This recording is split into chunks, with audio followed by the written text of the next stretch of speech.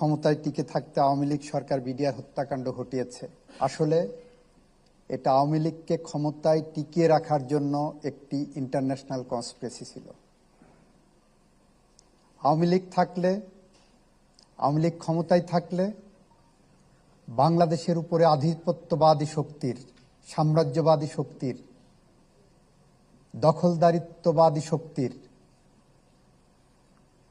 যে পথ সুগম হয়, কুসুমাস্তীর্ণ হয়, সেইটা করার জন্যই আমাদের বাংলাদেশের বহুল প্রচলিত একটি প্রবাদ আছে, বিয়ের রাতে বিড়াল মেরে নিতে হয়। জানুয়ারিতে ক্ষমতা নিলেন, ফেব্রুয়ারিতে এত বড় একটি হত্যাকাণ্ড দিয়ে ঝিকে মেরে বউকে শেখানোর মতো করে সমস্ত সেক্টরকে আপনি একটা আতঙ্ক ছড়িয়ে দিলেন। এভাবেই আওয়ামী লীগকে ক্ষমতায় টিকিয়ে রাখার জন্য একটি পদক্ষেপ বাংলাদেশের মাটিতে ইতিহাসের জঘন্যতম একটি অধ্যায় রচনা করা হয়েছিল। এরপর একে একে বাংলাদেশের সমস্ত সাংবিধানিক প্রতিষ্ঠানকে ধ্বংস করা হয়েছে।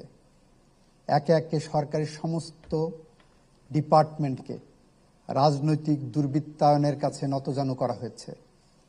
এরপর একে একে বাংলাদেশকে ধ্বংসের দ্বার প্রান্তে নিয়ে যে বাংলাদেশের স্বাধীনতা এবং সার্বভৌমত্বকে বিপন্ন করা হয়েছে। বাংলাদেশ একটি চোরাবালি সময়ের সন্ধিক্ষণে দাঁড়িয়েছিল। আমরা শুনেছি একটি বন্ধু রাষ্ট্র বন্ধুত্বের হাত বাড়িয়ে দেওয়ার নাম করে বাংলাদেশের লুটপাটের রাজত্ব কায়েম করেছিলেন। এখানে বিনা ভিসায় অসংখ্য বিদেশিদের চাকরির ব্যবস্থা করা হয়েছিল, প্রশ্ন করার কেউ ছিল না। সরকার ব্যবস্থা, গভর্নেন্সকে দুর্বল করা হয়েছিল। এভাবেই আমার রাষ্ট্রকে খাবলে খাওয়া হয়েছে, এভাবেই আমার রাষ্ট্রকে দুর্বল করা হয়েছে। এভাবে আমার সার্বভৌমত্বকে ক্ষয়িষ্ণু ধারায় নিয়ে যাওয়া হয়েছে, যার বিরুদ্ধে জুলাই বিপ্লবের মধ্য দিয়ে বাংলাদেশের মানুষ তার রাষ্ট্র ব্যবস্থাকে আবার ফিরিয়ে এনেছে, তার গণতান্ত্রিক ব্যবস্থাকে ফিরিয়ে এনেছে। এখন প্রশ্ন উঠেছে পঞ্চদশ সংশোধনী 2011 সালে পাশ করার মধ্য দিয়ে ক্ষমতা পাকাপোক্ত করা হয়েছে।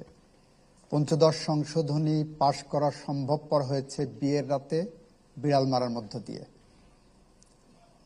14 সালের নির্বাচন সম্ভব হয়েছে সবার মধ্যে একটা ভীতি এবং আতঙ্ককর পরিস্থিতি তৈরি করার মধ্য দিয়ে। একটি রাষ্ট্র কতটা নির্লজ্জ হতে পারে